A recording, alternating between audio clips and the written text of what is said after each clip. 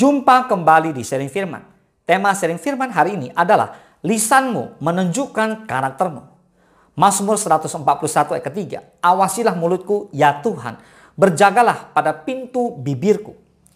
Mulut adalah bagian dari anggota tubuh manusia yang meskipun kecil tapi memiliki dampak besar bagi kehidupan manusia. Tak jauh berbeda dengan kapal-kapal walaupun amat besar dan digerakkan oleh angin keras, namun dikendalikan oleh kemudi yang amat kecil menurut kehendak jurumudi. So hati-hatilah dengan mulut atau lisan kita. Oleh sebab itu, kita harus selalu berhati-hati dalam memfungsikan mulut ini. Sebab lisan atau perkataan yang keluar dari mulut kita mengandung kekuatan yang dahsyat. Apa yang diucapkan mulut kita bisa mempengaruhi hari esok atau masa depan kita. Gilang gemilang atau masa depan suram. Pada umumnya, manusia boros dalam mempergunakan kata-kata atau berbicara, padahal jelas tertulis. Di dalam banyak bicara pasti ada pelanggaran. Tetapi siapa yang menahan bibirnya berakal budi. Amsal 10 ayat ke-19. Karena itu, firman Tuhan memperingatkan setiap orang hendaklah cepat untuk mendengar, tetapi lambat untuk berkata-kata, dan juga lambat untuk marah. Nah, sadarkah kita bahwa di dalam banyak bicara pasti ada pelanggaran? Pemazmur berdoa dan memohon kepada Tuhan, awasilah mulutku ya Tuhan, berjagalah pada pintu bibirku. Katakan amin. Nah, sekarang kita baca Lukas 6 ayat ke-45. Orang yang baik mengeluarkan barang yang baik dari perbendaharaan hatinya yang baik.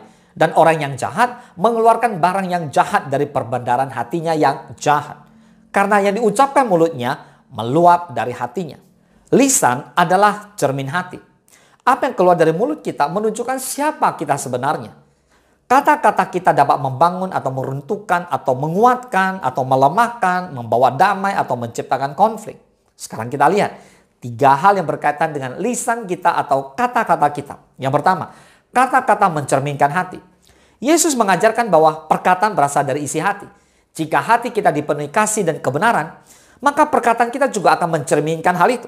Sebaliknya, jika hati kita penuh kebencian dan kepahitan, maka perkataan kita akan menyakiti orang lain. Yang kedua, kuasa kata-kata.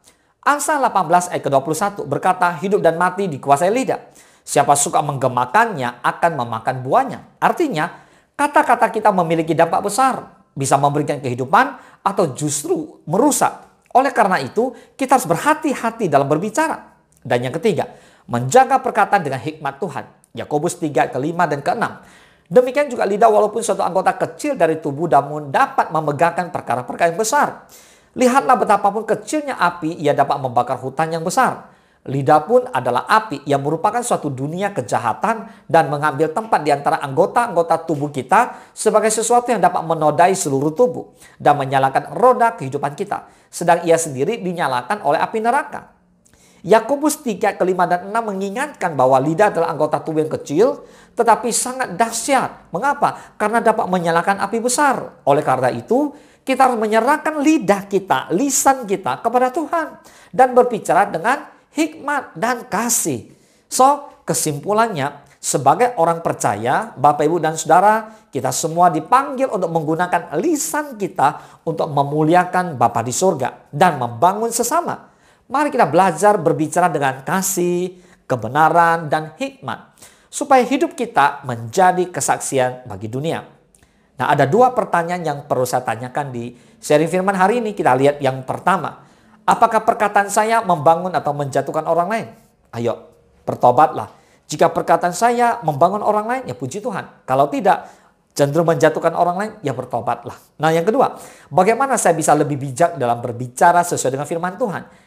Aminkan setiap firman Tuhan, hafal ayat firman Tuhan, lakukan firman Tuhan, renungkan firman Tuhan, kendalikan mulutmu, sedikit berbicara, banyak berdoa. Katakan amin. Oleh karena itu, mulut kita harus selalu diawasi ya, supaya dari mulut kita keluar kata-kata yang baik, bukan kata-kata yang sembarangan atau sembrono. Ia dapat merugikan diri sendiri dan juga orang lain. Sebab mulut kita ini bisa menjadi seperti pedang yang sangat tajam yang dapat melukai orang lain, menghancurkan orang lain, bahkan membunuh orang lain. Disitulah letak karakter kita. Bukankah seringkali terjadi dalam kehidupan sehari-hari? Banyak orang yang merasa diri sebagai orang yang paling benar. Melalui apa yang dia katakan, dia merasa dia justru menjadi orang yang besar. Padahal sama sekali dia tidak bisa menguasai dan mengendalikan mulutnya atau lisannya. Mereka gampang sekali melontarkan kata-kata yang menyakiti hati dan merendahkan orang lain yang dipandangnya sebagai orang kecil. Bertobatlah saudara. Biarlah kita menggunakan lidah kita untuk memuji nama Tuhan. Bersaksi tentang pekerjaan-pekerjaan Tuhan yang besar. Dan memberitakan kabar keselamatan kepada siapapun yang kita temui. Bersaksilah, berbicaralah, melakukan firman Tuhan setiap hari. Boleh katakan amin. Tuhan Yesus memberkati.